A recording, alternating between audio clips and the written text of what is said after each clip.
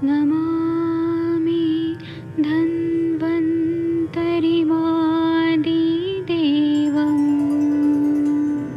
सुरासुरैर्वन्दितपादपद्मं लोके जरामृत्युनाशं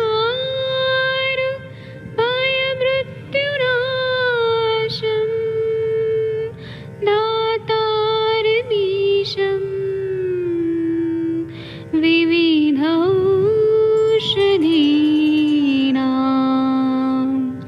शङ्खं चक्रं जलौकां दधतं मृतघटं चारुतोर्भिश्चतुर्भिः सूक्ष्मस्वच्छादिरुद्यं शुकपरिविलसन् मौलिमं भोजनेत्रम् कालाम्बोदोज्ज्वलाङ्गं कटितटविलसत् चारुपीताम्बराढ्यं वन्दे धन्वन्तरिन्तं निखिलगदमिव प्रौढदावाग्निनीलम्।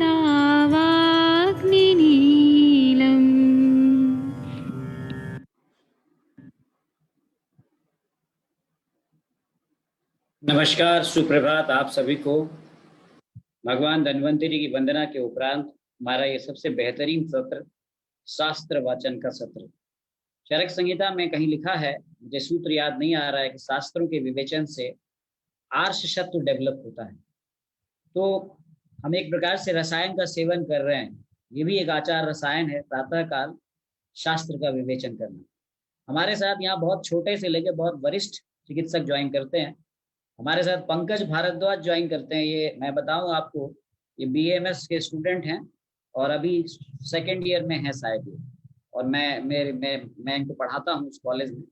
तो आपका भी बहुत बहुत स्वागत है। मैं वैद्य अरविंद पाठक जी को इस सत्र का होस्ट बनाता हूँ ताकि वो शेयर करें।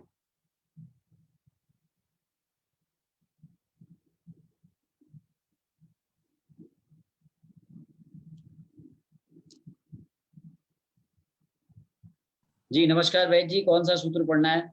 यही वाला, आहार नाम का उपस्तंभ।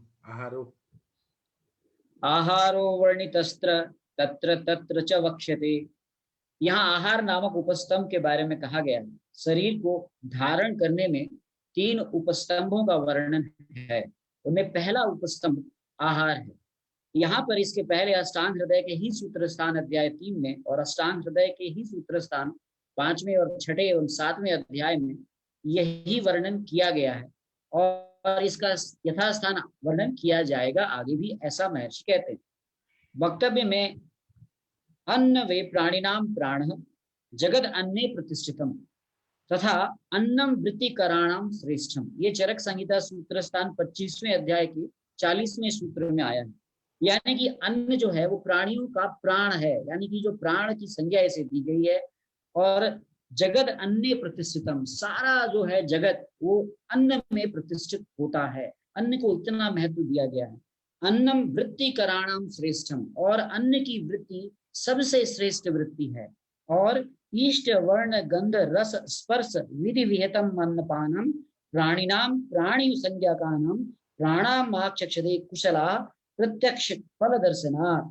यहाँ कहा गया है कि जो अन्न इष्ट वर्ण गंध रस स्पर्श विधि के विहित, मतलब हित के रूप में प्राणियों के द्वारा ग्रहण किया जाता है, वो प्राणियों में प्राण का साथ साथ प्रत्यक्ष फल के दर्शन दर्शाता है। ये सूत्र स्थान 27वें अध्याय 3रे संदर्भ में चरक संहिता में वर्णित है। चरक संहिता के ही सूत्र स्थान 28वें अध्याय के 30वें संदर्भ में भी यही वर्णित है। वास्तव में यदि कहा जाए तो जीवन की रक्षा करने वाले सभी भावों में अन्न सर्वश्रेष्ठ भाव है। इसी विषय का समर्थन महर्षि सुश्रुत ने, भगवान धन्वंतरि ने भी किस प्रकार से किया है? तो इस प्रकार से किया है, प्राणिनाम पुनर्मूलो आहार बल वर्ण ओजसाम च। प्राणियों के मूल में आहार है और बल वर्ण ओज भी इस पर आधारित है। जी वैद्य जी, किसी और को आप अब आमंत्रित करें। धन्यवाद। नमस्ते, thank you. Doctor Vandana Pathak madam ji, आप पढ़ेंगी? वंदना पाठक मैडम जी हैं कि नहीं है, पता नहीं। डॉक्टर कामिनी मैडम जी, आप निद्रा का श्लोक पढ़ेंगी 53 नंबर का? वंदना पाठक मैडम जी शायद सुन नहीं पा रही हैं।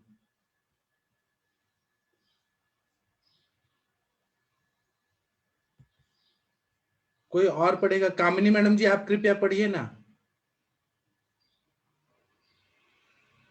डॉक्टर कामिनी मैडम जी अनम्यूट, 1 मिनट रुकिए। अच्छा सॉरी, मैंने अनम्यूट नहीं किया। 1 मिनट में अनम्यूट करता हूँ, 1 मिनट।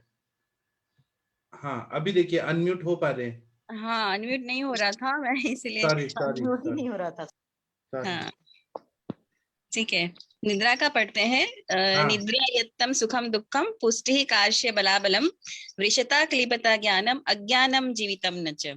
ये निद्रा नाम का दूसरा उपस्तंभ है। जो 3 उपस्तंभ बताए, आहार निद्रा ब्रह्मचर्य, उसका दूसरा उपस्तंभ निद्रा है। शयन करना यानी सुख से सोना। इसी के ऊपर आगे कहे जाने वाले भाव निर्भर रहते हैं, जैसे कि सुख, पुष्टि, बल, वृषता, ज्ञान तथा दीर्घ जीवन का लाभ भली भांति नींद आ जाने पर ही मिलते हैं, और नींद के न आने पर इनके विपरीत भावों की प्राप्ति होती है, जैसे दुख, कृशता, दुर्बलता, क्लीबता, अज्ञान तथा मृत्यु। तो इसमें निद्रा का इन्होंने महत्व बताया है कि जो सुख दुख है, पुष्टता, कृशता है, बल अबल है, वृषता, क्लीबता, ज्ञान अज्ञान, जीवन मृत्यु, ये सब निद्रा के अधीन है। यानी कि अगर उचित प्रकार से नींद आती है तो आपको सारे भाव वो मिलेंगे जो आपको लाभदायक है, जैसे सुख मिलेगा, पुष्टि होगी, बल प्राप्ति होगी, वृषता आएगी, ज्ञान और जीवन। लेकिन प्रॉपरली नींद नहीं आने पर, अनुचित नींद, जैसे कि रात में जागना है, जैसे हम बोलते हैं कम सोना है, वो सारा, तो उससे निद्रा नहीं आने पर दुख होगा, कृश व्यक्ति हो जाएगा, बल उसका कम हो जाएगा, क्लीबता होगी, अज्ञान और मृत्यु की प्राप्ति होती है। ऐसा इसमें उन्होंने निद्रा का जो इम्पोर्टेंस है वो बताया है। हीन मिथ्या आति योग, तीनों जो है वो तीनों ही जो है निद्रा के अगर होते हैं तो वो नुकसानदायक होते हैं। Thank you ma'am. नमस्कार मैडम। नमस्ते। नमस्ते वैद जी, हम लोग सब अनम्यूट थे और मतलब म्यूटेड। हाँ, अनम्यूट नहीं हो पा रहे थे, म्यूट थे। आज शायद ऐसे लिखा था कि कामिनी मैडम सेकंड पढ़ेंगी, शायद इसीलिए ऐसा हो नहीं गया। तो क्या, मैडम तो पढ़ना ही चाहिए मैम को, तो क्या जी। पढ़ो आगे वैद जी। हाँ पढ़िए 54 नंबर का श्लोक। अकाले अकालेति प्रसंगाच्च न च निद्रा निषेविता सुखायुषी परा कुर्यात् काल रात्रि पिवरावरा परा। निद्रा का अभाव, निद्रा का दुरुपयोग का अभाव, असमय में निद्रा का सेवन, सोना, आवश्यकता से अधिक सोना और थोड़ा सा भी सोना जीवन के सुखों तथा आयु को नष्ट कर देता है। इस प्रकार की अनियमित निद्रा काल रात्रि के समान होती है। उक्त पद श्री वाग्भट ने चरक से अविकल रूप में उद्धृत किया है। अभी यहाँ पर हम लोग ने पहले भी पढ़ा था कि नींद का, अगर हमने ठीक से प्रॉपरली हमने सोया नहीं, और कॉल सेंटर्स वगैरह की बात हो रही थी कि वो लोग रात्रि जागरण करते हैं, पर वो दिन में तो कभी ना कभी अपना पूरा कर लेते हैं उस नींद को। वो कितना विरुद्ध है हमारे शरीर के लिए, कितना अच्छा है। पर जो शास्त्र कहते हैं वो ये कहते हैं कि हमको समय पे सोना चाहिए, कोशिश करके समय पे सोना चाहिए। वो कोई इमरजेंसी है या कोई बात है या कोई अवस्था है, उसको छोड़कर जो नियम है स्वस्थ व्यक्ति के लिए वो ये है कि समय पर हमको सोना चाहिए और आवश्यकता से अधिक भी नहीं सोना चाहिए। जैसे शास्त्रों में लिखा है कि दिन में सोना नहीं चाहिए, कफ पड़ता है और शरीर जो है भारीपन लाता है। तो हम नियम से सोएं, रात्रि में सोएं, दिन में शवासन कर सकते हैं, थोड़ी देर योग निद्रा कर सकते हैं। और कुछ नियम जैसे बाल, वृद्ध, गर्भिणी, इन लोगों के लिए है, पर वो भी बहुत देर मतलब कभी भी सो सकते हैं। लेकिन जो दिन का सोना है उसके अंदर निषिद्ध है। यदि लेटना ही है तो थोड़ी देर आराम कर सकते हैं योग निद्रा या शवासन के रूप में। कभी रात्रि में अगर सोए और कम सोए, वह भी शरीर के लिए ठीक नहीं है और सुख और आयु को नष्ट करता है। इस प्रकार की जो अनियमित निद्रा है वह काल रात्रि के समान है, यानी कि काल के पास हमको धीरे धीरे लेकर जाती है। जी वैसे मैडम थोड़ा बताओ मैं इसमें। जी मैम। हाँ, जैसे थोड़ा सा इसको 2-3 लाइन बताना चाहूंगी। जैसे मैं अपने सब्जेक्ट से रिलेटेड ही सोचती हूँ, जो जैसे होता ही है। तो दिन में सोना उससे कफ प्रकोप, जैसे हम बताते हैं रात्रि जागने से वात प्रकोप होता है, ठीक है। तो जो भी संप्राप्ति बनती है श्रोत्र से रिलेटेड तो कफ प्रकोप होता है, तो आगे जाकर श्रोतरोध वाली आवरण वाली संप्राप्ति होती है, और रात्रि जागरण से वात प्रकोप वाली धातु क्षय वाली संप्राप्ति होती है। और इसको अगर थोड़ा सा मॉडर्न कंसेप्ट में बताऊं तो रात में जागने से, जैसे बोलते हैं ना, रात में 10 साढ़े 10 के बाद सो जाएं तो जीएनआरएच जो है, ग्रोथ हार्मोन जो है, पल्सेटाइल रिलीज होता है। तो अगर रात्रि में जागती तो ये हार्मोन की पल्सेटाइल रिलीज नहीं होती है। इसलिए आजकल जो टीनेज जो है वो रात्रि में जागते हैं तो उनका प्रॉपर्ली मेंस्ट्रुअल साइकिल एस्टैब्लिश नहीं हो पाता है और सारा एचपी एक्सेस डिस्टर्ब होता है। तो इस प्रकार से हम लोग समझाते हैं उनको कि रात में आपको अगर जागना है तो नहीं जागे। 10:30 के बाद मोबाइल साइड में रख दीजिए, रूम के बाहर रख दीजिए, फिर आधे पौने घंटे तक आपको नींद आ जाएगी और सोना जरूरी है। उसी से आपका पूरा आर्तव चक्र जो है वो नॉर्मल होगा। इसको हम अपने हिसाब से समझे तो रात्रि में जागने से वात प्रकोप होकर वो पूरी जो मेंस्ट्रुअल साइकिल वाली संप्राप्त फिजियोलॉजी है वो सारी डिस्टर्ब होकर वो पैथोलॉजी में कन्वर्ट हो जाती है। तो इसीलिए व्याधि उत्पन्न होगा। अगर व्याधि अगर होता है तो ऑब्वियसली बल कम होगा, और ऑब्वियसली डिजीज कंडीशन है तो दुख की प्राप्ति भी होती है। और ये सारा आगे क्लीबता जो है, नपुंसकता, ये सारा जो बताया वो सारे उसके रिजल्ट होते हैं। बहुत अच्छा बताया ma'am, thank you. Thank right you ma'am, ma'am. बहुत थैंक यू। मैम, बहुत आपने बहुत अच्छे से बताया मैम। और इसको सही मैम, नमस्कार। पहले मैं सबको नमस्कार करता हूँ, मैं डॉक्टर अरविंद सक्सेना मैम। नमस्कार सर। यस मैम, इसको हार्मोनल कंसेप्ट में तो बहुत अच्छे से मतलब ये सोचा जा सकता है इसको, क्योंकि जो भी हार्मोन्स निकलते हैं निद्रा के लिए, वो अब मेलाटोनिन की देखिए टैबलेट आती है इसीलिए, है ना। और वो केवल वही उसी की टैबलेट है, क्योंकि वो जो साइकिल है, सर्केडियन रिदम है।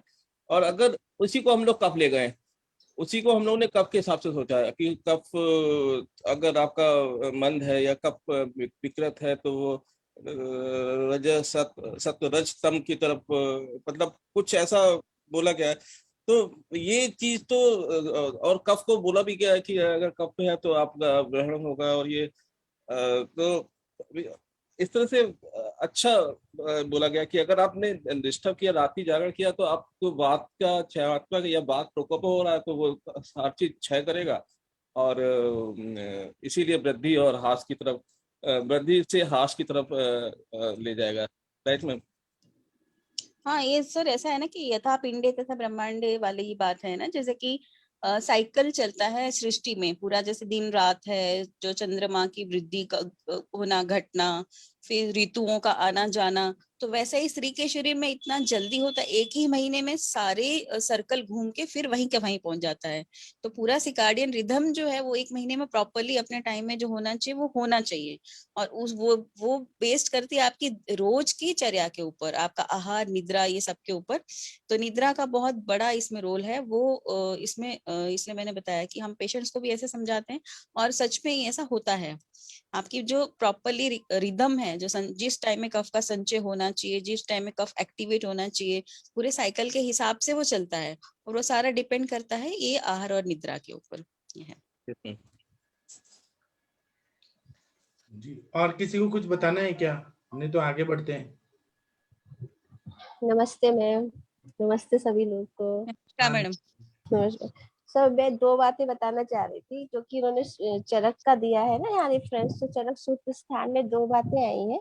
एक तो हम लोग उस दिन डिस्कस किए भी थे। तो जैसे कहते हैं ना कि कभी कभी जैसे जिन पेशेंट आते हैं कि दिवस ऑफ नहीं करना है, तो वहाँ एक वर्ड आया है आसीन प्रचार्यतम। मतलब कि आपको थोड़ी थोड़ी निद्रा बैठ के सेवन अगर आप करेंगे तो ना वो अभिसंधि होगी ही, और ना वो किसी तरह की कफ की वृद्धि करेगी। और एक बार आया था कि हमें जैसे कि कॉल सेंटर में काम करना है, रात में जगना है, तो उसके लिए भी एक हमारे शास्त्रों में वर्णन आया है, चरक संहिता में ही आया है। उन्होंने एक वर्ड बोला है कालस्थ यथोचिता, अर्थात जिस व्यक्ति को जिस समय में निद्रा का अभ्यास हो गया है वह उसके लिए हितकारी होती है या उचित होती है। तो समय विशेष के कारण हम लोग वो निद्रा का सेवन कर सकते हैं, हमेशा की बात नहीं बताई है। लेकिन ये 2 चीजें मैंने उस दिन पढ़ी थी तो मैंने नोट की थी कि ये बात कभी डिस्कस करूंगी, इसलिए बताया। Thank you sir. बहुत Thank बढ़िया। हाँ, ये इसमें मैं इसका फेवर करता हूँ मैम कि अगर आपका साथ में हो गया है, जैसे अगर आप तपस्वी हैं, आपका तपस्या जैसे स्टूडेंट है तपस्या में है, मतलब एक तरह की उनकी तपस्या है, तो उसमें कहीं ना कहीं दोष कम हो जाता है। इसीलिए अब उन्होंने भरत को, बालक को कई जगह स्थिति में भी कई जगह वो सर मुझे लगता है ये बात- पहले हो चुका है ये श्लोक, मुझे जहाँ तक नहीं नहीं, ध्यान। अभी ये नहीं हुआ है हम्म। डिस्कशन। वही सब कुछ घूम घूम के वही डिस्कशन आ रहा है कि कहीं ना कहीं जो है कुछ ना कुछ केसेस में हाँ, वो अपवाद थोड़ा बहुत मिलता है। तो कुछ कोई बात नहीं, लेकिन व्याधि उत्पत्ति बहुत बड़ा रोल रहता है ना इसका, अगर मिथ्या की हो। हाँ, वो तो सभी में रोल तो मेन तो रहेगा ही है, क्योंकि अविशुद्धि करेगा। मैडम अभी हम नमस्ते मैम, जान मैं डॉक्टर उमा रानी हैदराबाद से। कामनी मैम, हाँ, आप नमस्ते नमस्ते, बोलिए। जब बोले ना वो रिथिम, फिजियोलॉजिकल रिथिम चेंज होता है, वो सही है मैम। मेरे पास एक सर्काडियन साइकिल कितना डिस्टर्ब होता है, बहुत डिस्टर्ब होता है। मेरे पास एक कॉटन मिल है मैम, उसमें अच्छी नॉर्मल लड़कियां आते हैं, साइकिल नॉर्मल थे पहले, वो इधर जाके नाइट ड्यूटीज रेगुलर करते हैं, करने के बाद उनको 6 मंथ्स को भी पीरियड आता भी नहीं। बहुत सच्चा है मैम। मैंने अपने प्रैक्टिकल बेस पे ही बोला, जो हम लोग देखते हैं ओपीडी में, हाँ ma'am, theory with clinical experience ही मैंने थोड़ा शेयर किया। मैडम लेकिन मुझे ऐसा आयुर्वेद में नहीं समझा, अब समझ में आया है। Thank you ma'am. मैडम आपने बताया वो एकदम प्रैक्टिकली, बिकॉज हम जहाँ पे काम करते हैं वहाँ पे बहुत ज्यादा नाइट शिफ्ट वाली लड़कियां हैं, इनफर्टिलिटी की केसेस भी, जिन्होंने मैं 1 से 2 साल जिन्होंने नाइट शिफ्ट में काम किया, कि उनका ये पूरा सर्कैडियन सिस्टम नहीं, पूरा इनफर्टिलिटी तक केस पहुंचता ही है। अब मुझे सॉल्यूशन के बारे में पूछना है सर मैम, क्योंकि उनका वो ड्यूटी रहता है और कई सालों तक, मतलब हस्बैंड वाइफ दोनों का भी ऐसे रहता है। कुछ जो विश्वास वाले हैं जो हमारा सुनते हैं वो कर लेते हैं ड्यूटी चेंज या फिर शिफ्ट चेंज, लेकिन कुछ जगह पे नहीं होता, इंटरनेशनल जो आईटी सेंटर्स है। तो मैम हम इनमें जब दवाई दे, जब देने का वक्त आए, तो फिर हम काल का कैसे ये करें, उनको किस तरीके से दवाइयों का टाइमिंग्स बताए, क्योंकि जब हम उनको रात्रि बोलते हैं उस वक्त में वो काम करते हैं, फिर खाने के बाद में जब बोलते हैं तो उनका खाने का समय चेंज करा देती हूँ, लेकिन स्लीप का चेंज, जैसे मैडम ने बोला उनका अभ्यास साथ में सुबह 5 बजे से दोपहर के 2 बजे तक या ऐसा कुछ उनका सिस्टम रहता ही है। तो हम उस वक्त में क्या चेंज कर सकते हैं जो नहीं ड्यूटी चेंज कर पाती, या ये उनके इसमें हेतु है ही, but they have come for the infertility case या डायबिटीज एंड बीपी केस, तो फिर उनमें कैसे करना चाहिए? मुझे सॉल्यूशन के बारे में पूछना था, what best we can do. हाँ, उसमें आपको फोकस करना पड़ेगा ना कि दोष प्रकोप जो हुआ है उसी पे आपको फोकस करना पड़ेगा। ट्रीटमेंट अगर आप करते हो तो, पेशेंट आपके पास आई है तो, बट एक ही थोड़ा ये उसकी साध्यता के ऊपर इफेक्ट पड़ता है। आपका जो सुख साध्य व्याधि थोड़ा कष्ट साध्य में कन्वर्ट हो जाता है, हाँ बस वो होता है। सिम्टोमेटिक ट्रीटमेंट, मतलब ऐसे कि नाइट शिफ्ट कर रहे हो और हाइपर एसिडिटी है और गर्भ रह नहीं रहा है या हैबिचुअल एबॉर्शन हो रहा है, तो इसमें एकदम पित्तकर सारी चीजें दिख जाती है, वात प्रकोपक दिख जाती है। लेकिन जब हम वो ऐसी केसेस रहती है कि उनको सैटरडे संडे के अलावा टाइम ही नहीं रहता है, मतलब अगर हमने उनको कर्म बोला तो वो कर्म भी नहीं कर पाते हैं, ऐसा ही कंडीशन यहाँ पे रहता है। बट मतलब आप जैसे बोल रहे वैसे, हाँ, वही focus you have to focus upon दोष, जो दोष का संचय काल है, प्रकोप काल है, वो आइडेंटिफाई करके तो ट्रीटमेंट करना पड़ेगा हमें। कुछ अनुपान में हम चेंजेस कर सकते हैं मैम, मतलब बाय चांस हमें ट्रीटमेंट तो करना ही करना है ना, आपके पास आई है हाँ, तो। वही मैंने कहा कि अगर हम अनुपान वगैरह में कुछ चेंज करें अगर या हम बीपी की, पान ज्यादा कराएं तो वो ज्यादा अच्छा रहेगा ना, घृतपान हाँ का। घृत पान बराबर। डाइट का चेंज करना पड़ेगा मैम इसमें।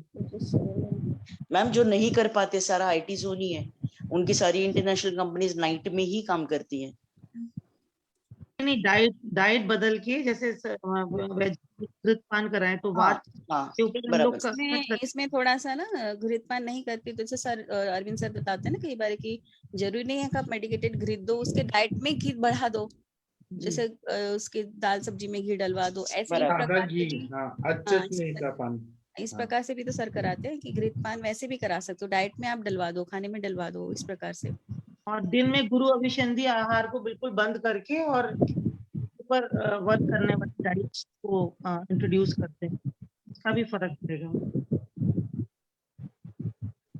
पेशेंट टू पेशेंट मैडम थोड़ा सा लाइन ऑफ ट्रीटमेंट आपको पेशेंट टू पेशेंट बनाना पड़ेगा। हर एक पेशेंट का कौन सा वगैरह सब देख के लाइफस्टाइल है, हाँ उसके अकॉर्डिंगली आपको प्रॉपर प्लान, मतलब ये कि थोड़ी मेहनत बढ़ जाती है हमारी, बाकी कुछ नहीं है इसमें। आप कर सकते हो ट्रीटमेंट, कोई दिक्कत नहीं आती है, बस आइडेंटिफिकेशन प्रॉपर होना चाहिए कि कौन सा उसका हेतु कौन सा आ रहा है और उसकी हेतु की वजह से दोष प्रकोप हो रहा है, संचय हो रहा है क्या। यही बात आती है ना कि हेतु सेवन है लेकिन दोष का प्रकोप हुआ है कि नहीं हुआ है, दैट इज इम्पोर्टेंट। ठीक है, जो अभी 2-3 व्यू आए कि हाँ वो बैठ के भी सो सकते हैं या साथ में हो तो भी कर सकते हैं, लेकिन हेतु तो है, हमें मालूम है कि इन हेतुओं से व्याधि उत्पन्न हो रही है, लेकिन उस हेतु की वजह से कौन सा दोष प्रकोपित हो रहा है कि नहीं हो रहा है, संचय हो रहा है कि नहीं हो रहा है। कई बार कि संचय हो रहा है प्रकोपित नहीं हो रहा है, ऐसा भी है ना। कई थोड़े से हेतुओं से ही एकदम उसमें प्रकोप हो रहा है, तो वी हैव टू आइडेंटिफाई कि उसमें थोड़ा ये कि पूरा जो 6 क्रियाकाल है ना, वो आपको आइडेंटिफाई करना पड़ेगा कि आपके पास पेशेंट कौन से क्रियाकाल में आई है, संचय, प्रकोप, प्रसर, सांस संचय वाली अवस्था में कौन सी में आई है, कौन से लक्षण उसमें उत्पन्न हुए हैं। अकॉर्डिंगली आप थोड़ा सा उसमें मॉडिफिकेशन करेंगे, बताएंगे तो हो सकता है, उसमें मुझे नहीं लगता कि कोई दिक्कत आती, बट आइडेंटिफिकेशन इज मस्ट कि आप कैसे उसको पहचान पा रहे हो पेशेंट में। वही जो सफलता हमारी वही रहती है कि आपने उसको कहाँ आइडेंटिफाई किया है कि उसके दो हेतु तो है, आपको पता चल गया कि हाँ ठीक है उसकी नाइट शिफ्ट है, बट उसकी वजह से उसके शरीर में दोष का संचय हुआ है कि नहीं हुआ है। या तो हो सकता है कि वो अपने आप एफर्ट्स करती हो या उसका डाइट ऐसा हो कि संचय ही नहीं हो रहा है, या तो थोड़ा सा संचय हो, तुरंत ही प्रकोप हो रहा है। वो आइडेंटिफाई कर लोगे तो आपको ट्रीटमेंट में आसानी हो जाएगी, मुझे लगता कि कोई दिक्कत होगी। मैम आइडेंटिफाई कर लिया तो हेतु तो निकल के आ ही रहा, हेतु तो बना ही रहेगा, हमेशा ही बना रहेगा। तो आइडेंटिफाई कर भी लिया मैंने, चलिए मान लिया संचय प्रकोप असर की तरफ जा रहा है और उधर हमने घृत भी जोड़ दिया, तो क्या इससे संप्राप्ति भंग हो जाएगी, क्योंकि हेतु तो बना रहेगा तब भी। वही तो बात है ना, वही तो मैडम पूछ रही है कि हेतु तो बना ही बना है, तो हम क्या कर सकते हैं, तो हमें ट्रीटमेंट तो करना ही करना है ना, मेहनत तो आपको करनी ही पड़ेगी दोष को कंट्रोल। मतलब बहुत सारे पेशेंट है जिनकी पीनस या फिर हमेशा छर्दी रहती है और वो दिन में उनका सोना, क्योंकि अगर नहीं सोते तो लिटरली उनको 6-7 महीने के बाद में जब एक 2 महीने का छुट्टी ले लो, 3 महीने का छुट्टी ले लो, ये रिक्वेस्ट करके या फिर कुछ शिफ्ट्स में कर लो, तब उसके बाद में उनको रिजल्ट्स मिलते हैं। मैडम फिर यहाँ ना आप अग्नि के ऊपर काम करेंगे इसके। हाँ, वही मुझे पूछना था कि अभी मतलब काल के हिसाब से भी अग्नि के ऊपर कैसे काम करना चाहिए। अग्नि के ऊपर काम करिए पेशेंट के ना, ठीक है। अग्नि कैसा है, मंद है, विषम है, क्या है, उसके हिसाब से आपको फिर उसको डाइटरी एडवाइस थोड़ी, जैसे हम लोग बोलते हैं हर एक पेशेंट में थोड़ी थोड़ी डिफरेंट बताते हैं ना हम लोग, जैसे बिफोर मील मेडिसिन बताते हैं, कुछ आफ्टर मील बताते हैं, कुछ घी के साथ बताते हैं, किसी को हम सुनती सीधे जल बताते हैं, किसी में आपको पित्त का लग रहा है तो फिर आप सौंफ धनी का पानी बताते हैं, किसी को सुंठी का जल, ऐसे थोड़ी थोड़ी छोटी छोटी मॉडिफिकेशन भी आप बताते हो ना, तो आपको जो डिजीज जो है उसको कंट्रोल करने में हेल्प मिल जाती है। हाँ, बराबर, यही करना पड़ता है। हाँ मैडम। और आज का तो सबसे बड़ा हेतु कोविड के बाद का जो वर्क फ्रॉम होम है, उसमें सेडेंटरी लाइफस्टाइल और बैठा काम, अव्यायाम, ये इतना मिल रहा है कि उसकी वजह से मतलब हमारे पास ना मैडम बहुत सारे ऑप्शंस हैं, हम बहुत सारी चीजें पेशेंट को बता सकते हैं, बट हाँ छोटी छोटी चीजें बड़ा स्मार्टली वर्क करना पड़ेगा, तो कोई दिक्कत नहीं। हाँ ये है। ठीक है, 55 नंबर तो विंतेश्वरी जी आप पढ़ेंगी क्या? डॉक्टर विंतेश्वरी जी, डॉक्टर हरिओम सर, मिनल गुप्ता जी, आप लोग पढ़िए ना, बहुत मजा आएगा। सर मैं पढ़ूं? हाँ सर पढ़िए सर। रात्रो जागरणम रुक्षम स्निग्धम प्रस्वप्नम दिवा अरुक्षम मन अभिषंधि तसीन प्रचारायतम। निद्रा के गुण दोष ये सब अभी डिस्कशन कर लिया गया हमने। रात्रि में जागरण से शरीर में रुक्षता हो जाती है और दिन में सोने से शरीर में स्निग्धता बढ़ जाती है। इसका मूल कारण कफ दोष की वृद्धि है। सोने के एक प्रकार और है बैठे बैठे ऊँघना या झपकियां लेते रहना। यह ना तो रुक्षता करता है ना कफ को बढ़ाता है। तो सर ये हम लोग डिस्कशन कर चुके हैं कि हम लोग के पास अल्टरनेट तो कुछ और है नहीं, और वो हेतु बना हुआ है, तो हम लोग कैसे उसको करें। तो दिन में सोने से कब तो बढ़ेगा ही बढ़ेगा, लेकिन जो रुक्षता है, जो रात की रुक्षता वायु जो रुक्ष कर रही है, तो उसके लिए हमको अभिसंधि गुण थोड़ा सा तो बढ़ाना ही पड़ेगा। तो वो सवाल यही क्वेश्चन उठते हैं कि वो हेतु, अब हम लोग सब कुछ कर ले रहे हैं, उसको कफ घृत भी दे रहे हैं, उसकी अग्नि भी प्रदीप कर ले रहे हैं, और उसके दोषों को संचय प्रकोप के हिसाब से उसको शमन भी कर रहे हैं, लेकिन फिर भी वहां पे हेतु तो फिर भी मिलता रहता है, और वो हम लोग के लिए हमेशा एक चिंता का रहता है। ठीक है, कुछ समय के लिए हमने उसके दोषों को सम कर दिया और अग्नि प्रदीप कर दी, लेकिन फिर भी हेतु तो बना रहा, फिर उसको सिम्टम आएंगे कुछ ना कुछ। तो और वो छोड़ नहीं सकता, शिफ्ट दिन की होती नहीं है आईटी में, ज्यादातर रात की शिफ्ट होती है, तो शाम को वो ना, बस शाम को ना जब वो ड्यूटी करके आए सुबह सुबह, तो उसको कुछ मत बोलो। मैं यही करता हूँ, मेरे इंडस्ट्रियल एरिया है, ज्यादातर जो एवीएन के मरीज लड़के आते हैं वो क्योंकि रात की ड्यूटी करते हैं, तो उनको सबसे पहले यही कहा जाता है कि जैसे ही तुम कपड़े उतारो, सरसों को तेल लो, 50 ग्राम गरम करो, पूरे शरीर पर रगड़ डालो, और एक शरीर का हिस्सा नहीं बचना चाहिए नीचे से लेकर ऊपर तक। और 20 मिनट तक फिर घर में जो तुम्हारे छोटे छोटे से काम है वो अपने करो। टीवी यहाँ उठा के रख दी, ये यहाँ कर दिया, थोड़ी सी झाड़ू लगा दी, लेकिन उस तेल को लतापत पूरे शरीर में रख के 20 मिनट तक छोड़ना है। और फिर उसके बाद गुनगुने पानी से बगैर साबुन लगाए नहा लेना है।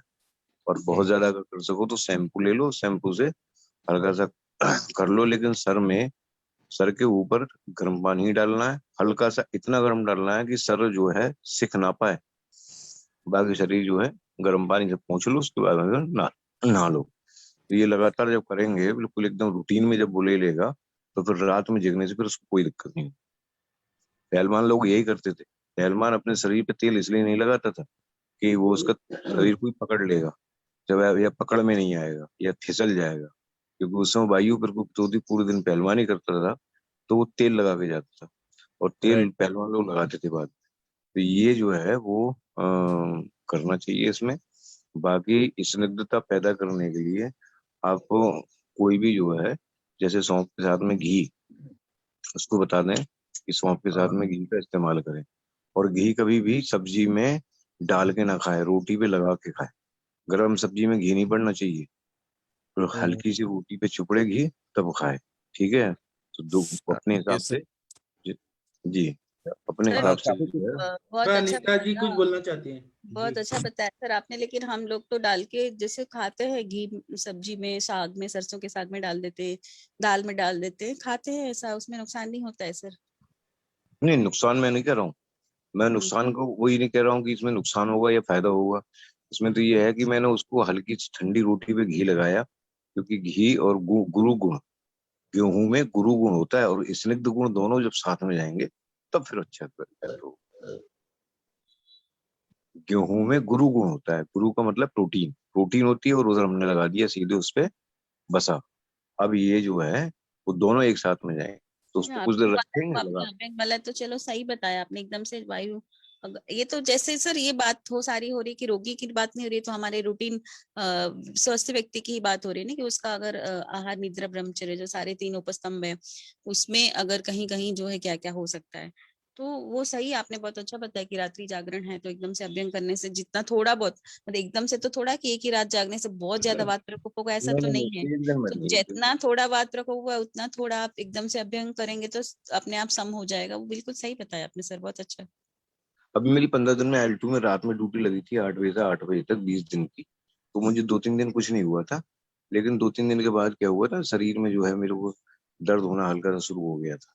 तब मैंने फिर वही मेरे दिमाग में आया, फिर मैं वहां से आता था 10 बजे और नहा के आराम से ऊपर जाके बैठ जाता था, मोबाइल चलाता रहता था, थोड़ा गर्म पानी का इंतजार करता था, कभी झाड़ू अपने हाथ से लगा दी, वो कम करता था, तो 20 मिनट में छोड़ दिया करता था शरीर। फिर 4-5 दिन के बाद मेरे को ऐसा करना बंद हो गया।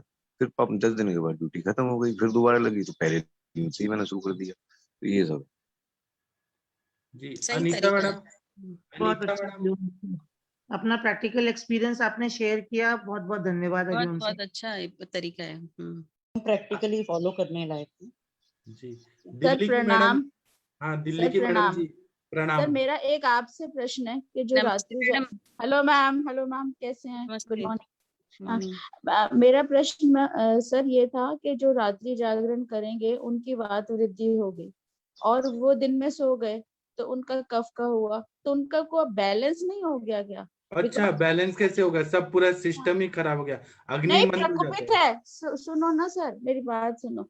उनका जो वात प्रकोप हुआ है, अभी जब पिछली बार आहार की बात थी कि भी वो ब्रेकफास्ट करके फिर सो जाते हैं ताकि वो नींद पूरी कर लेते हैं, तो क्या अगर उनका जो वो बायोलॉजिकल क्लॉक उस हिसाब से सेट हो गया तो उसमें वैसे ही दोष प्रकोपित होंगे? ये मेरा प्रश्न है तो आपसे। कॉल सेंटर वाले लोग जो ऐसे ही करते हैं, हाँ। रात भर जागते हैं, दिन भर सोते हैं, तो वो स्वस्थ कहाँ रहते हैं? बीमार ही तो रहते हैं। नहीं, अब उसमें तो बैलेंस हमारी कैसे होता ये है? मैडम, डिस्कशन इसमें मैडम जिस तरह से जी दो सर। दोस्त इस तरह से दो दोषों की वृद्धि होती है, वायु की वृद्धि उस दोष के उन दोषों के हिसाब से नहीं होती। वायु हाँ। ऐसा नहीं है कि 1200 ml 1000 ml वायु शरीर में है तो 1200 ml हो जाएगी, वो रहेगी 1000 ही ml। लेकिन जो हाँ। जो रात में आदमी जब चलता फिरता है या हाँ। उसने कुछ खा लिया, कुछ बिस्कुट पी लिया, हाँ। कुछ इधर चला गया, कुछ उधर चले गया, तो उससे उस आहार से वायु के रूक्ष आदि गुण बढ़ते हैं। ठीक है। जब उस आहार से वायु के रूक्ष आदि गुण बढ़ेंगे तो वायु में तो पहले ही ये गुण मौजूद था, तो वहां जाके वो संचय को प्राप्त हो जाती है। अब ऐसा नहीं होता है कि हाँ। 1000 है तो 1200 हो जाएगी, 800 है तो 1000 नहीं हो नहीं, जाएगी। 1000-1200 वाली बात नहीं नहीं कह नहीं रही नहीं हूँ नहीं सर मैं। नहीं नहीं नहीं, वृद्धि का मतलब समझा रहा हूँ।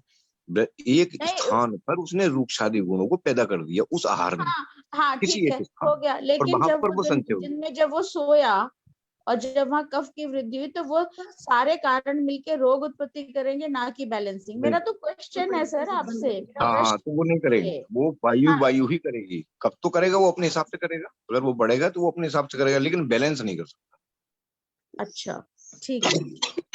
मैडम जो पीसीओडी की संप्राप्ति है ना, ऐसे ही है कि रात्रि 100 जागरण से वात प्रकोप हुआ, दिवास्वाप से 100 कफ प्रकोप हुआ, तो कफ वात मिलके तो कफ वात हाँ। संप्राप्ति बन जाती है, ये है। ओके ओके ओके, ठीक है मैम। क्योंकि मेरा ये तो क्वेश्चन था कि ऐसा होता है क्या या हो सकता है क्या, इसीलिए मैंने हैंड रेज करके क्वेश्चन पूछा है तो सर। अनीता मैडम, अब आपने प्रश्न पूछा ना, आप श्लोक भी आप ही पढ़ेंगी। सर 56। मेरे को ना अभी ये मेरे फोन पे है, मेरे को मजा नहीं आता पढ़ने में जब तक लैपटॉप अच्छा पे नहीं होती, मेरा उच्चारण ठीक नहीं होता, फिर मुझे बहुत गिल्टी फील होता है। तो आप दूसरे से पढ़वा लो, मैं एक्सप्लेन मैं कर दूंगी। हाँ, कुसुम पांडे मैडम जी, आप पढ़ेंगी क्या? जी प्रणाम सर, प्रणाम सभी को। जी, ये श्लोक सर, पढ़िए और मतलब बताइए इसका। सर कौन सा वाला? ग्रीष्म वायु हाँ चर। हाँ, और अच्छे से 56 पढ़िए, 56। अच्छे से पढ़िएगा। सर मेरा भी वही है कि मोबाइल पे है, कोशिश कर अच्छा रहे हैं। ठीक है, कौन और पढ़ सकता है? कोई और भी पढ़ सकता है? गरिमा जी सर मैं कोशिश करती हूँ। दीजिए आप, और जहाँ गलती है आप बता दीजिए तो अच्छा मैं नहीं रहेगा। बताऊंगा, कामिनी मैडम भी तो इतना अच्छे से समझाती है। हाँ, कामिनी काम बता देंगी। जो कोई भी उच्चारण में कमी की वजह से अगर नहीं पढ़ेंगे तो पढ़ने का अभ्यास कैसे होगा? मैं भी सर मोबाइल में मैं पढ़ती हूँ। सर मैं पढ़ रही हूँ। हाँ पढ़िए। पाठक सर, कामिनी मैम का तो हम 5-7 जन्म में भी मुकाबला नहीं कर सकते ज्ञान में। अरे नहीं मैडम, मुकाबला की बात नहीं है। बिकॉज इतना ज्ञान है उनको, उसकी कोई बात ही नहीं है। मैम यहाँ पर सब गाइडेंस के लिए है, हम लोग को डरने की कोई जरूरत ही नहीं है ना। तो चलो मैम फिर मैं पढ़ती हूँ। जी पढ़िए। इसलिए मैम ये इसीलिए मिलने आती हूँ, इसमें ऐसा कुछ नहीं है, सब मेरे अपने हैं। हाँ वो फैक्ट है, वो तो पक्की बात। गरिमा जी आप पढ़िए। सर मेरा प्रोनाउंसिएशन ज्यादा अच्छा नहीं है संस्कृत में। पढ़ रहे हैं ना? कोई और पढ़िए फिर, नहीं सर मैं पढ़ूं क्या? पढ़ूं मैं? पढ़िए ना। नहीं, वैजी गरिमा मैम को ही पढ़ने दीजिए प्लीज।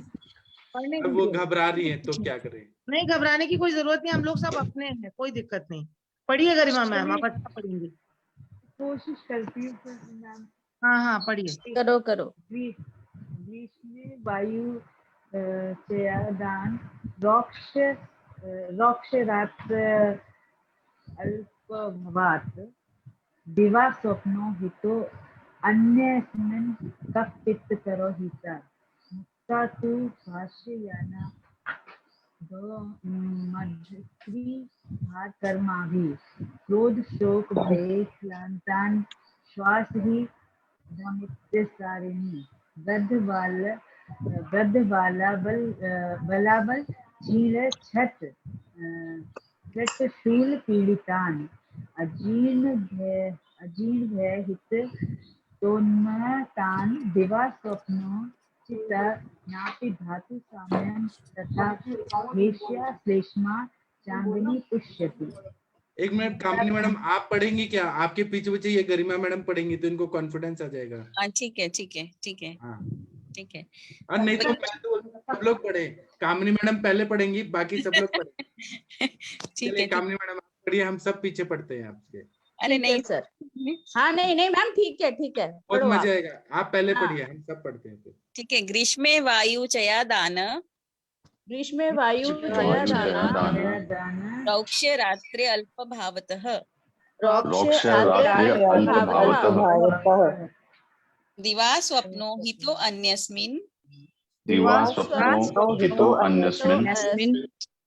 कफ पित्त करोहितः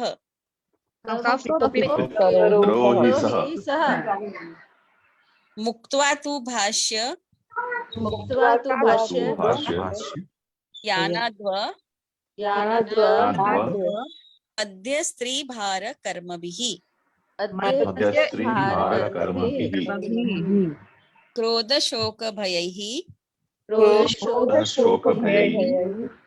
क्लान्तान् श्वासहिद्माति सारिणः वृद्धबालाबलक्षीण क्षतत्रिशूलपीडितान्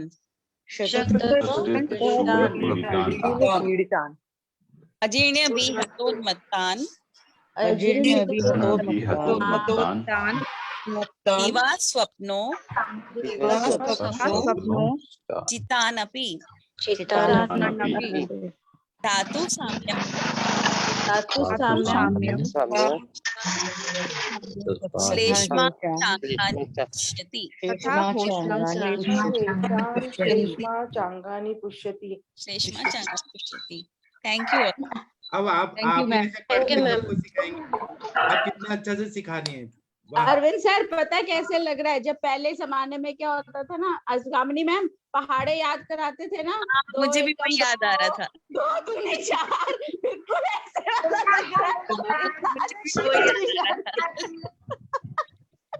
हमारे सर ऐसे ही बोलते थे, हम सारे बच्चे पीछे बोलते बोलते थे। अब ऐसे ही होगा, आगे से हम यही करेंगे। कामिनी मैडम पहले श्लोक बोलेंगे, बाकी पीछे पीछे बोलेंगे। So beautiful। कामिनी मैम, आपने पढ़ा तो ऐसे लग रहा है ये जो है वो इजी हो गया हो, सरल हो गया हो। अब इसका मीनिंग कौन पढ़ेगा हिंदी में और समझाएगा कौन? गरिमा मैडम पढ़ेंगे हम। हाँ पढ़िए। चलिए सर, निद्रा संबंधी विचार। ग्रीष्म ऋतु में वात दोष का संचय होने से, आदान काल के कारण होने वाली रुक्षता से, इन दिनों रातों के छोटी हो जाने से दिन में सोना हितकर होता है। इससे अतिरिक्त अन्य ऋतुओं में दिन में सोना कष्टकारक होता है। इसमें ग्रीष्म ऋतु में वात दोष का संचय होने से, आदान काल के कारण होने वाली रुक्षता, मतलब इसमें बताया गया है कि जब रातें छोटी होती हैं तो इसमें दिन में सोना हितकर हो जाता है। दिन में सोना मतलब इसमें जो है वो हितकारी हो जाता है, और अन्य ऋतुओं में सोना जो है वो कफ को बढ़ाता है, कफकारक हो जाता है। अधिक बोलने से, सवारी करने से, रास्ता चलने से, मद्यपान करने से, क्रोध से, शोक से, भय से थके हुए पुरुषों को श्वास रात्री भोपला नाही ना तरी तो, त्यामुळे तुझं लवकर, त्यामुळे तुझं पेन जास्ती वाढलं। सर पीछे म्यूट कर दो प्लीज सर। एवं अतिसार रोगियों को, वृद्ध, बालक, दुर्बल, कमजोर, छत, उरोछत, प्यास तथा शूल रोग से पीड़ित, अजीर्ण रोगी, घायल में चोट लगे हुए, पागल, उन्मत्त, पागल व्यक्ति को और जिन्हें शास्त्र ने दिन में सोने की अनुमति दे रखी है, और ऊपर कहे हुए रोगियों को भी दिन में सोना उचित है, क्योंकि दिन में सोने से इनका धातु साम्य हो जाता है और कफ इनके शरीर को पुष्ट कर देता है। इसमें मतलब ये बताया गया है कि जैसे कि ग्रीष्म ऋतु में दिन बड़े होते हैं, और तो इसमें सर्दी के बारे में बताया गया कि जैसे सर्दी में दिन छोटे होते हैं तो रातें लंबी होती हैं, और मतलब थोड़ा सा दिन में आदान काल में आराम कर सकते हैं, उससे जो है सही रहता है, लेकिन दिन में सोना कष्टकारक होता है इस ऋतु के अलावा। और जो इसमें जैसे जो पागल हैं, क्षीण हैं, अतिसार के रोगी हैं, या जिन्होंने इसकी सेवा ज्यादा किया या मद्यपान ज्यादा किया है, जो कमजोर हैं, उनके लिए भी बताया गया है कि वो दिन में सो सकते हैं, तो उनका जो है वो धातु साम्य हो जाता है, और इसमें जो कफ की थोड़ी वृद्धि होती है वो उनके शरीर अवयवों को पुष्ट कर देती है।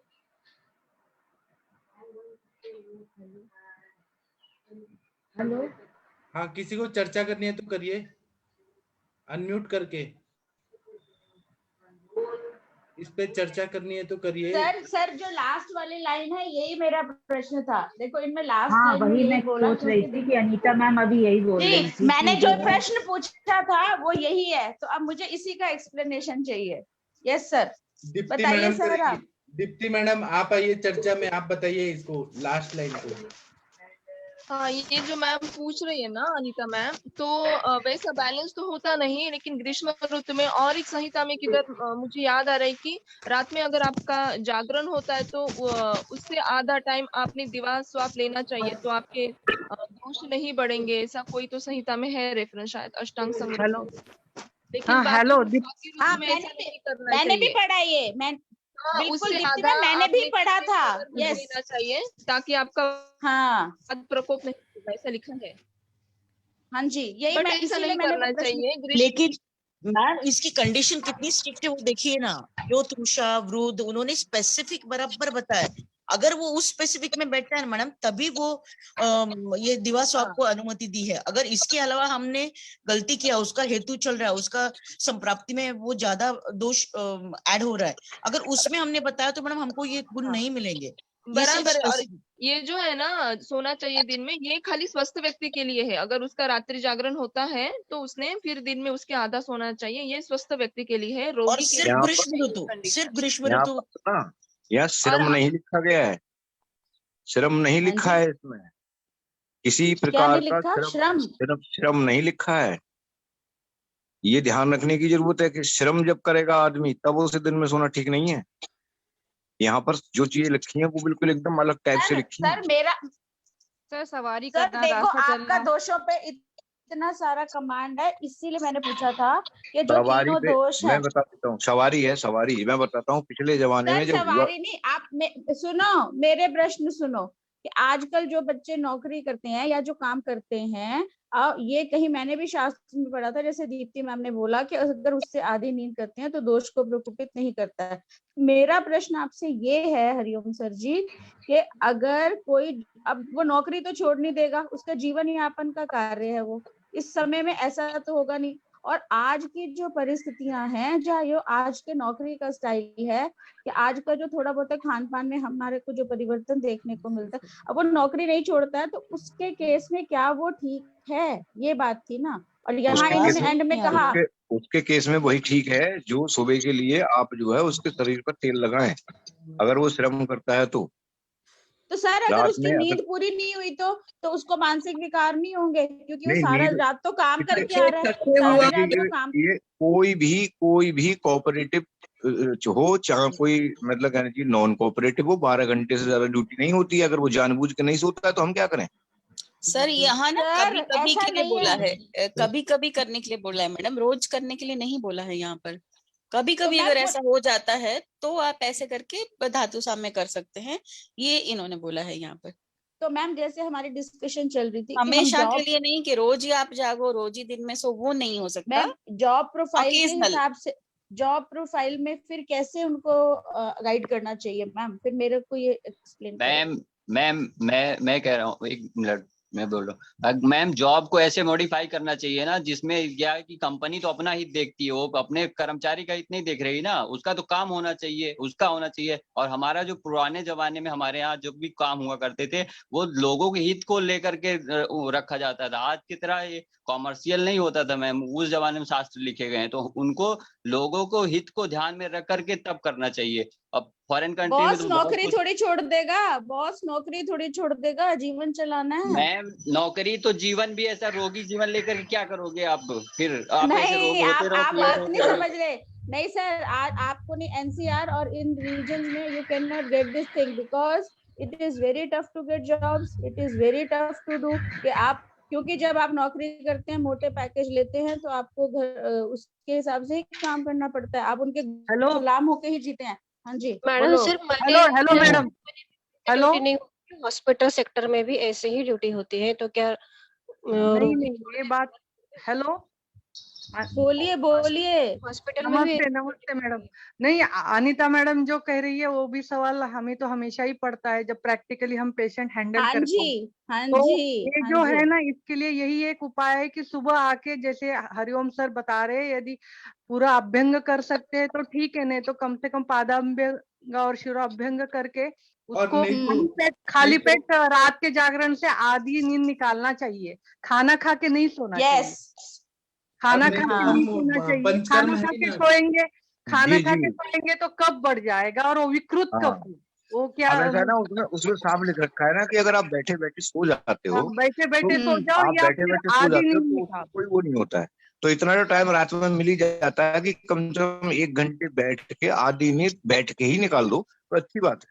हमने भी मैडम मेडिकल सेक्टर में प्राइवेट नौकरी की है और 16-16 घंटे काम किया है, फिर भी वो सोए बात हैं। अलग है सर, लेकिन वो तो स्वस्थ व्यक्ति रहेगा ही नहीं है। लेकिन ठीक है, थोड़ा बहुत तो उसको जैसे दे सकते हैं, कुछ सलाह और पर्याय दे सकते हैं ना। लेकिन यहाँ पर जो संदर्भ है, सर मेरे पास पंचकर्म करवाए, वो पंचकर्म सर मैं पंचकर्म करवा ले। पेशेंट आपसे बात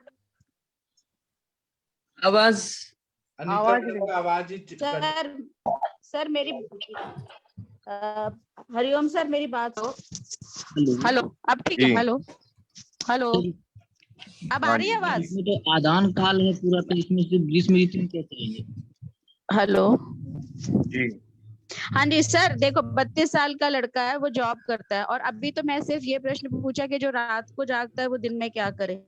इन लोगों की शिफ्ट ड्यूटी होती है, तो मेरा ये पूछना था आपसे कि हम उनको कैसे पथ्य या कैसे पालन कराएं ताकि उनको रोग उत्पत्ति ना हो। क्योंकि मेरा हमेशा ध्येय पहले वाले सूत्र के लिए रहता है कि हम उनके स्वास्थ्य की रक्षा करें और उनको कुछ ऐसी गाइडलाइंस प्रोवाइड कर दें जिनसे कि उनको रोगोत्पत्ति या तीनों दोषों का जो है वो इम्बैलेंस ना हो। और जैसे आप बोल रहे हो कि रूक्ष गुण बढ़ेगा, वो उसके लिए ठीक है, हमने स्नेहपान करा दिया, हमने अभ्यंग करा दिया, ठीक है, लेकिन निद्रा भी तो एक स्तंभ है ना जीवन का। अगर 6 घंटे नींद नहीं पूरी होती है तो क्या उससे कोई विकार उत्पन्न नहीं होंगे? बिल्कुल होंगे, लेकिन वो ये है कि जैसे कि मान लीजिए रात की ड्यूटी वो करके आया, अब उसने 15 दिन रात की ड्यूटी कर ली, हमने क्या काम किया, उसको चला दिया। 15 दिन छोड़िए, आप हफ्ते छोड़ो, हफ्ते में कुछ नहीं होगा क्योंकि 4-5 दिन में बाइयों अपना स्थान बना पाएगी। जाएंगे देखते हैं। Sir he is losing weight, उसका वेट लूज हो रहा था, अभी मैंने उसको फिर पूरे दीपन पाचन नंगन सब पे रखा है। अब उसका वेट, अभी वो उसको एक ही वरी है कि मेरा वेट नहीं गिना, पर ओवरऑल उसका इम्प्रूवमेंट हो गया है। तो मेरा उस पेशेंट को एक फोकस रखते हुए आपसे डिस्कशन में क्या परिवर्तन करना चाहिए? अब उसको जो है 15 दिन ड्यूटी जब उसने कर ली तो उसकी शिफ्ट चेंज हुई। शिफ्ट चेंज हुई तो अगर मैक्सिमम शिफ्ट आप मान के चले तो रात की अगर शिफ्ट है तो 8 बजे से 8 बजे तक, सुबह 2 शिफ्ट हो गई। अब उसकी मॉर्निंग में लग गई, ठीक है, 15 दिन के बाद जस्ट मॉर्निंग में उसकी ड्यूटी लगी। ये आप जो है आपको 6 बजे से लेके या 8 बजे से लेके आपको 2 बजे तक मॉर्निंग में आपकी ड्यूटी लग गई, या 2 बजे तक या 4 बजे तक लगी या 5 बजे तक लगी। 8 घंटे की ड्यूटी उसकी लग गई। मतलब 8-8 घंटे की अगर ड्यूटी हम कैलकुलेट कर ले तो 8-8 घंटे में 24 घंटे पूरे हो जाते हैं। रात को उसकी 12 बजे से ड्यूटी शुरू हुई, सुबह 8 बजे खत्म हो गई। वो सुबह आया, उसने एक काम कर लिया। अब उसकी जो है सेकंड जब शिफ्ट शुरू हुई तो सुबह की ड्यूटी लग गई उसकी कि आप जो है सुबह इतने बजे। अब हमको वही चीज लेके आनी है जो हमारा शरीर साम्यावस्था में पहले से था, यानी कि अब मैं सुबह उठ के काम तो वही करूंगा, थोड़ा करूंगा, बस हल्का सा तेल लगाऊंगा, लेकिन अब मैं नियमित रूप से 9 बजे खाना खा के या 8 बजे का 9, अगर मेरी 9 बजे से है तो 9 बजे मैं खाना खा के अपनी ड्यूटी निकल जाऊंगा। और वही प्रक्रिया मैं रात को 10 बजे तक जब लौट के आऊंगा तो खाना खा के फिर मैं सोऊंगा। जब उसकी दिन में ड्यूटी लगी तो वही प्रक्रिया, शरीर की स्वस्थ रखने की प्रक्रिया को लौट के वहीं आना पड़ेगा। लेकिन अगर विषम परिस्थितियां हो जाती हैं तो फिर विषम रूप में जाना पड़ेगा। यही प्रश्न था, यही तो प्रश्न था मेरा सर। हाँ, ऐसा नहीं होना है कि वो हमेशा वो करेगा। अगर वो लगता है उसको कि अब 15 दिन की ड्यूटी मेरी मॉर्निंग की हो गई तो शरीर को बिल्कुल साम्यावस्था में उठा के जिस तरह से वो पहले जी रहा था नौकरी से पहले, उसी तरह में लाना है। 9 बजे खाना खाना है, फिर मुझे ड्यूटी जाना है, फिर मुझे ये काम करना है। उस समय उसके लिए ये सब करने की जरूरत नहीं पड़ेगी। लेकिन जैसे ही उसकी शिफ्ट चेंज होगी, रात की शिफ्ट चेंज होगी, तब उस समय अपने शरीर को ठीक करने के लिए ये जो सुबह की क्रियाएं हैं ये करनी पड़ेंगी उसको। यस सर, लोग यही गलती करते हैं, वो पहले जैसी लाइफ जीना शुरू कर देते हैं, रात में 12-12 जागते रहते हैं, बोले अरे अब तो हमें क्या होना है, हम तो जागते रहते हैं, कुछ नहीं होता है, यही नहीं नहीं, दोबारा से ऐसा नहीं कर पाएंगे, क्योंकि उनको सुबह जो ड्यूटी है वो 8 घंटे की ड्यूटी के लिए उनको 12 घंटे होता है, 1-1.5 घंटा पहले निकलना होता है और 1-1.5 घंटा उनको अपने वापसी घर में भी लगता है, तो ये 8 घंटे इज इक्वल टू 12 आवर्स। और कि अभी दिन में लग मैडम रही है, टाइप दिन में अगर ड्यूटी लग रही है तो दिन में 10 बजे तक, अगर आप शाम को भी ड्यूटी लग रही है, अगर दिन की शिफ्ट दोपहर की शिफ्ट है और 10 बजे तक अगर वो छूट रहा है तो वो वैसे ही नॉर्मल अपने जीवन व्यतीत करे जैसे वो पहले करता आया था। लेकिन अगर विषम कंडीशन में 1 महीने में 8-10 दिन, 1 महीने में या 15 या 1.5 महीने में 15 दिन जो है, अगर उसकी रात में ड्यूटी लग रही है तो उसको जस्ट एकदम शरीर को वही काम करना पड़ेगा कि हाँ मुझे सुबह आके अपने शरीर को स्नेह करना है।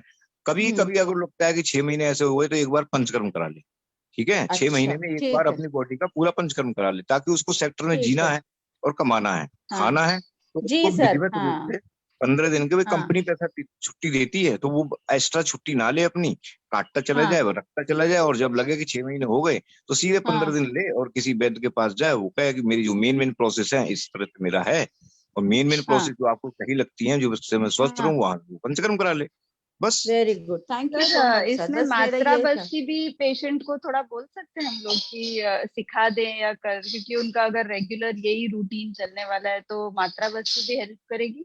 वो कुछ भी, वो तो एक वैद्य जो है वहां पर अपने खुद डिसीजन लेके बता देगा कि आपको अगर ऐसा कुछ हो रहा है तो मेरे को क्या करना है, मैं क्या नहीं, रेगुलर बेसिस पे रेगुलर बेसिस ऐसा है ना, रेगुलर बेसिस पे अगर कोई भी चीज आप दे रहे हैं, जैसे मात्रावस्थी है तो किसी रोग को धारण है उसमें, तब उसमें ऐसा कर सकते हैं। स्वस्थ व्यक्ति में स्वस्थ रखने के लिए मात्रावस्थी बहुत ज्यादा है, उसके पास टाइम है, तो जो खुद जो वैद्य होगा वो जो बाह्य स्नेहन, थोड़ा सा अभ्यंतर स्नेहन करने के बाद 4-5 दिन मात्रावस्थी दे दे, बस हो जाएगा उसका पर काम। सर ये आपका बिल्कुल आसान तरीका यही है कि अभ्यंग करके थोड़ी देर रुकें और उसके बाद स्नान करें और घृत पान करें, भोजन में अपना घृत डाल लें, क्योंकि ये बाकी पंचकर्म तो जो पॉसिबल है या नहीं है, पर ये सिंपल प्रोसीजर है जो मरीज आराम से कर भी लेगा, वो मतलब खुशी खुशी अपने शरीर को मेंटेन करने के लिए कर सकते हैं, ये बिल्कुल सिंपल और सरल तरीका है।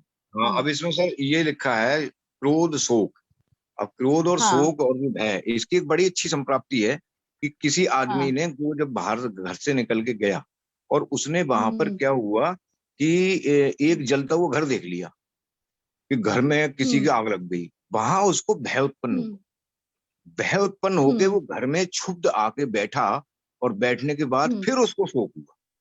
तो भय की जो दूसरी अवस्था है वो शोक होती है, और दोनों में ही वायु का मतलब कहना चाहिए प्रकोप होता है। अब जहां पर ये क्रोध शब्द आया है कि क्रोध से ऐसा क्यों होगा, तो क्रोध से अननेसेसरी पित्त जो है वो निकलेगा, और अननेसेसरी जब पित्त निकलेगा उधर वायु अपनी रूक्षता को पूर्ण रूप से प्राप्त है। इस ऋतु में वायु अपनी रूक्षता को पूर्ण रूप से प्राप्त है, और वो अननेसेसरी पित्त निकलेगा, उसको अगर क्रोध आ गया तो वो साथ लेकर उसको चलेगी, और पूरे शरीर में जलन, हाथ पैरों में जलन, यहाँ तक पेशाब में इतनी जलन, तभी तो कहते हैं पेन फिर मिक्सचर उसमें शुरू हो गया। तो क्यों हो गया, तो उसको कहीं ना कहीं क्रोध आया है, और वो ऐसी स्थिति में क्रोध आ गया जिससे अननेसेसरी जो पित्त निकला, अधिक पित्त निकला, और वायु उस समय अपने पूर्ण धर्म पे थी, कहीं ना कहीं कुछ मुझे मिले। जैसे इस समय है, इस समय जो वायु जो है वो पूरी तरह से अपनी संचय की अवस्था में है, और इस समय जो फंस गया उसको उसमें वो लेके सीधे भागेगी, और आखिर में अभी 20 दिन के बाद फिर वो प्रकोपित होगी, और वही थर्ड लहर का जो है एक सबसे बड़ा कारण होगा। सर इसमें ये बोला है ना सर कि क्रोध शोक भयात वायु, जैसे हम तो बहुत सारे पेशेंट्स में देखते हैं कि हिस्ट्री मिलती है कि एकदम से शॉक, कि कहीं फैमिली मेंबर की डेथ हो गई, एकदम शॉक लग गया तो एबॉर्शन हो जाता है, ठीक है, एकदम से कुछ हुआ, डर गया तो एकदम से लेबर इनिशिएट हो जाता है, वो भी वायु का चल गुण एकदम से बढ़ जाएगा क्रोध शोक भयात वायु से। तो भी सारी काम शोक भयात वायु, क्रोधात पित्तम, हाँ काम शोक, ठीक है, हाँ ठीक है, हाँ तो शोक और भय। सर क्रोधात पित्तम में, सॉरी मैम आपको इंटरप्ट कर रही हूँ, कभी होता है ना न्यूरोलॉजिकल डायरिया, आपने कुछ भी सुना और आपके पेट में एकदम गुड़गुड़ाहट होती है, या patient that is neurological diarrhoea, वही होता है। मैं आपको इसमें सिद्धांत बता देता हूँ, भय एकदम से बढ़ जाता है, एकदम से चल जी, भय और शोक से वायु का प्रकोप शीघ्र रूप से होता है, शीघ्र होता है, एकदम से बढ़ और जाता है। भय और शोक के कारण पित्त का क्षोभ होने से पित्त सहित वायु का जो होता है उसमें पित्ता अतिसार होता है। यही थर्ड लेयर का संकेत है। अभी हम भय और शोक भय और शोक फैला रहे हैं, और पित्त अगर क्षोभ हो गया तो फिर भी यही डायरिया में बात अतिसार में कन्वर्ट होगा, जो ये है। और इसी विषय में इसमें लिखा है कि भय और शोक से दूर रहें, खासकर इन दिनों में भय और शोक पैदा ना करें।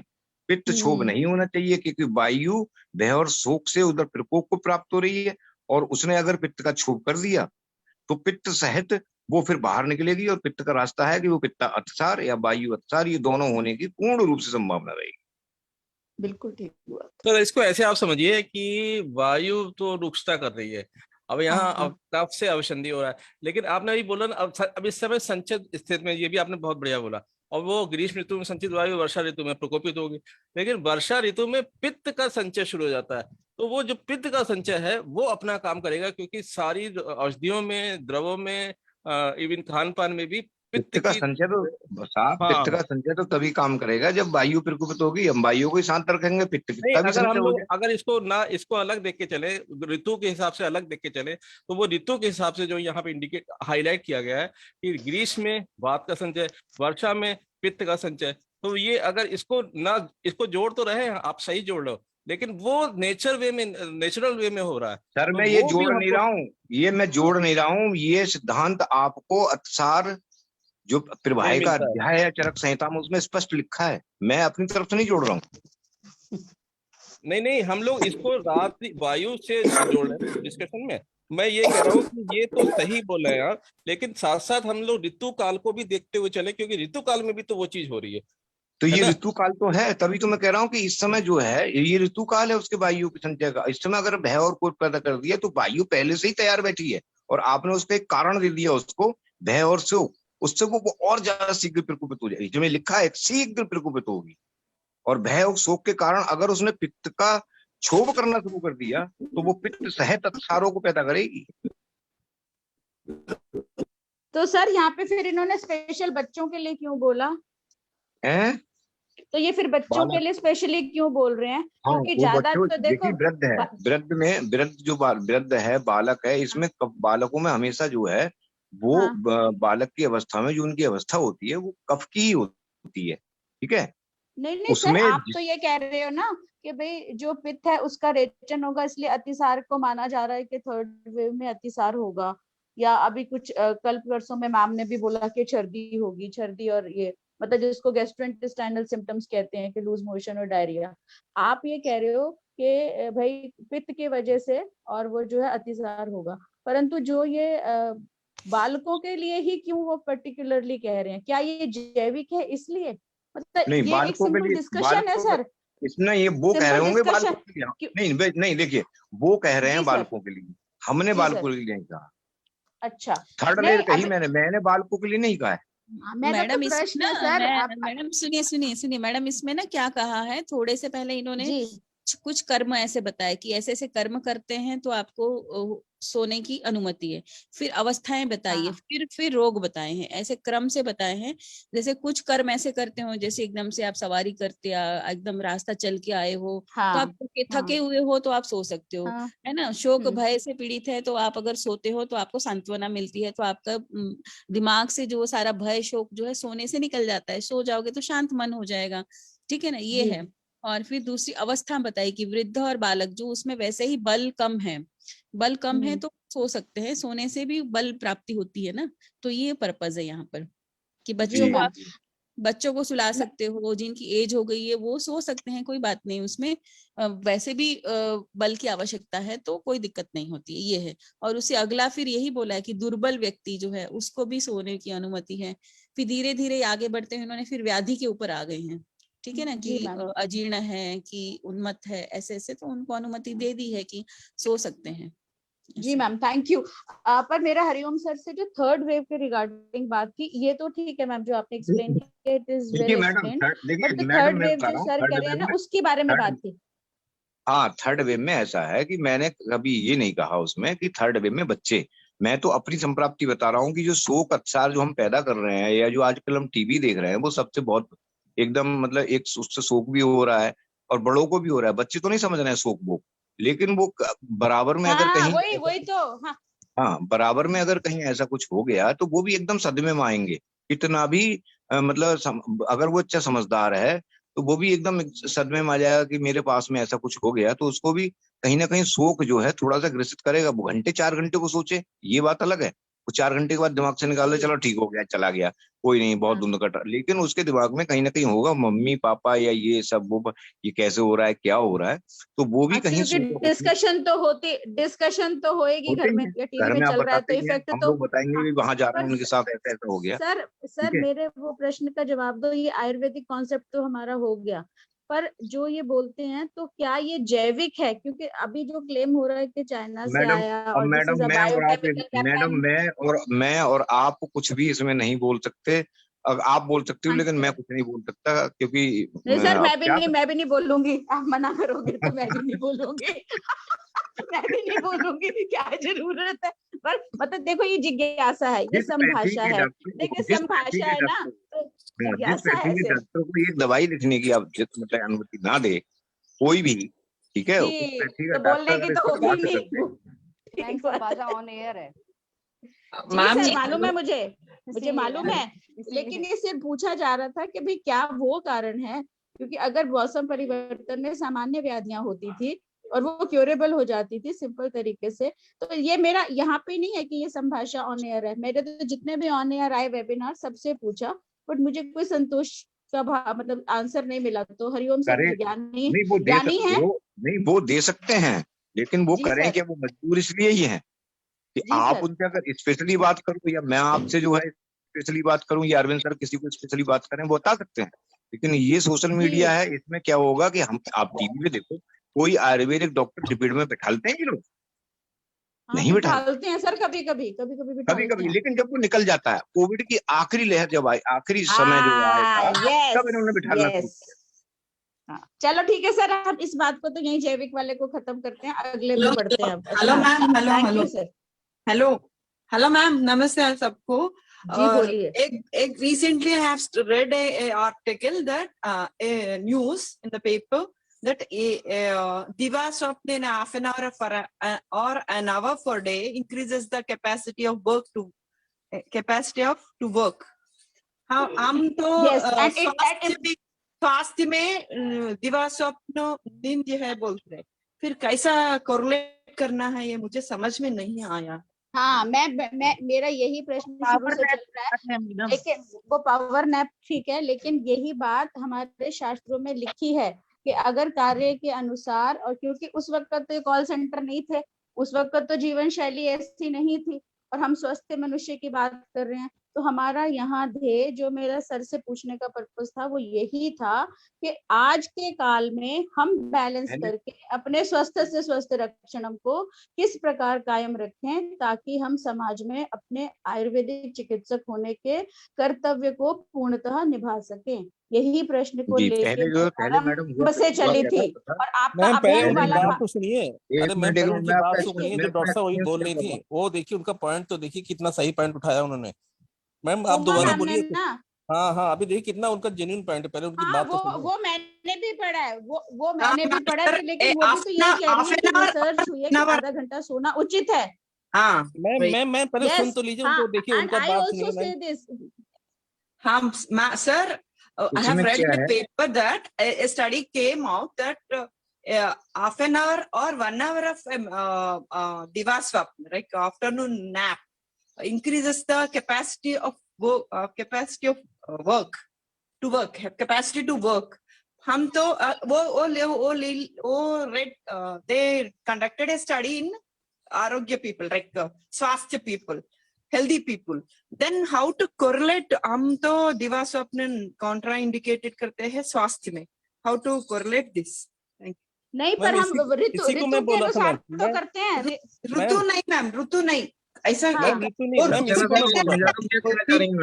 सक्सेना साहब आप समझाओ मैडम कहना क्या चाह रही है। हाँ मैं बता रहा हूँ, मैं इसी को मैं तो उठा रहा हूँ कि जो रुष्टता वायु से हुई और आपने दिन में सोया तो कफ के अभिसंधि गुण के कारण आपकी पुष्टि हुई, इसीलिए सोना जो है आपको फायदा करेगा।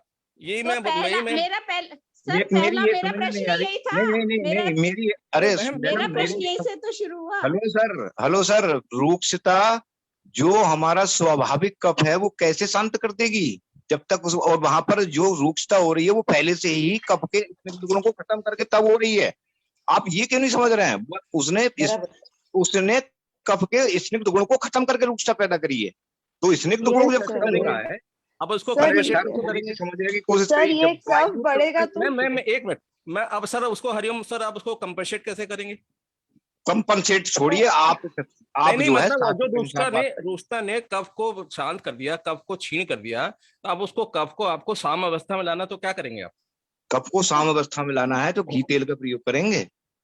और खाने में है खाने में तो है। और दिन में सोने में वो वाला कफ प्रकुपित नहीं होगा, वो वाला कफ साम नहीं कर सकता जो सोने से होता है। सर दीवार स्वाब से सिर्फ कफ नहीं बढ़ रहा है ना, अभिसंधि हो रहा है वो कफ उधर जाके, तो उसका समझने की कोशिश इफेक्ट करिए कि आएगा ना। वायु का कोई जो रूक्ष गुण है उसने कफ के स्निग्ध गुण को सुखाकर ही रूक्षता पैदा करी है, अन्यथा उसकी हिम्मत नहीं है। जब आपके कफ का रूक्षता